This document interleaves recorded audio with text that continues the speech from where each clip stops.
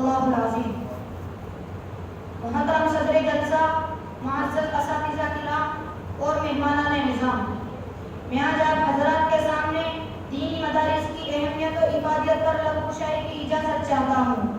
حضرات، دینی مدارس جو اس وقت آپ کے سامنے موجود ہیں، دراصل یہ سب اسلام کے مضبوط قلعے ہیں۔ یہ دار ارقم اور صفا کے چبوترے کی شاخیں ہیں، جن کے اصل بانی شہنشاہ کونین صلی اللہ علیہ وسلم ہیں۔ در حقیقت یہ راہ جنت ہے، یہاں پر معرفت الہی کی کرنیں پھوٹتی ہیں، یہاں علم نبوت کی شعاع کو جگمگایا جاتا ہے، یہاں امت کے رہبر و رہنما کو تیار کیا جاتا ہے، یہاں کفر و شرک کی تاریکی کا قلم کیا جاتا ہے، یہاں باطل کی کثرت و انجیر کا مقابلہ کیا جاتا ہے، یہاں مشرح امت پیدا کیا جاتا ہے، یہاں بدعت و خرافات کی امت میں سیلاب کو روکا جاتا ہے۔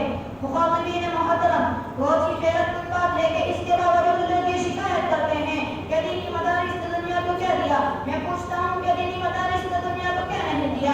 مجھے بتلاؤ کہ دنیا انسانیت کو عبد القادر جیلانی جیسا مصدق کس نے دیا؟ مجھے بتلاؤ کہ دنیا انسانیت کو امام غزالی جیسا معرف کس نے دیا؟ مجھے بتلاؤ کہ ابو حنیفہ جیسا مفقہ کس نے دیا؟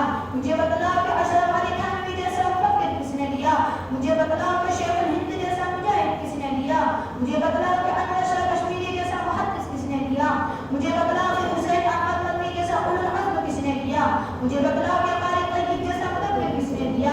مجھے بتلاؤ کہ حسین احمد مدنی جیسا مبلغ کس نے دیا؟ مجھے بتلاؤ کہ صدیق احمد جیسا مربی کس نے دیا؟ مجھے بتلاؤ کہ شاہ